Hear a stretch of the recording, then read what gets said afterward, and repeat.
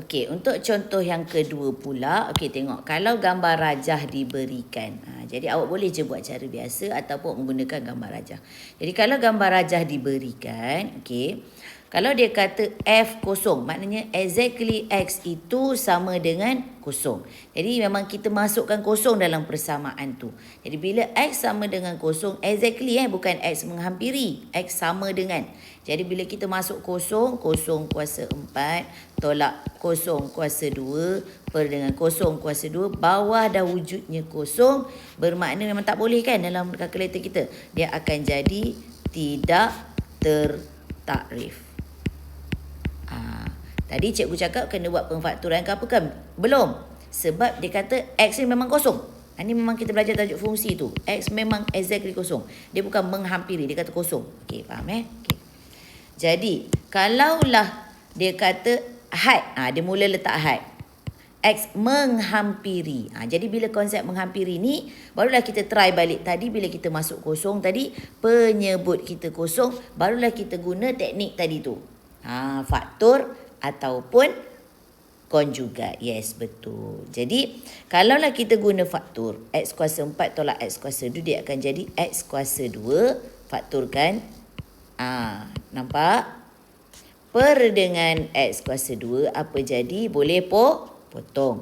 So, bila kita masukkan kosong dekat X, kosong kuasa 2 tolak 1. Kosong kuasa 2 adalah kosong, tolak 1 negatif 1. Macam mana kaitnya dengan gambar rajah kita ni? Okay, kalau dekat gambar rajah, bila X menghampiri kosong ni X. X menghampiri kosong, Fx ni Y lah kan? Ni. Fx pula menghampiri apa? Tengok graf kita, lengkung kita. Fx menghampiri apa tu? Bawah tu. Negatif 1. Maknanya dekat paksi X sama dengan kosong ni, dekat Y dia ni, tengok graf kita, kena dekat negatif 1. Sama. Jadi jawapan dia negatif 1. Macam itulah konsep dia, senang je. Faham?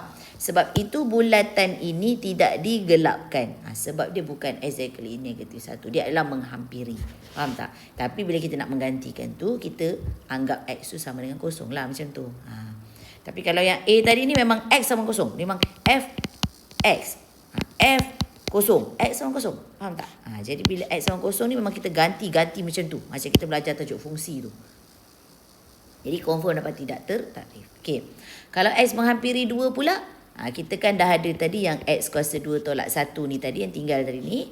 So kita letak 2. 2 kuasa 2 tolak 1. 4 tolak 1 dapat 3. Cuba kaitkan dengan graf kita. Nampak tak? Bila X kita ni menghampiri 2, Y kita, tengok dekat graf kita. Ni kan. Y kita menghampiri berapa? 3. Dapat jawapan yang sama. Macam tu je. Senang. Okay?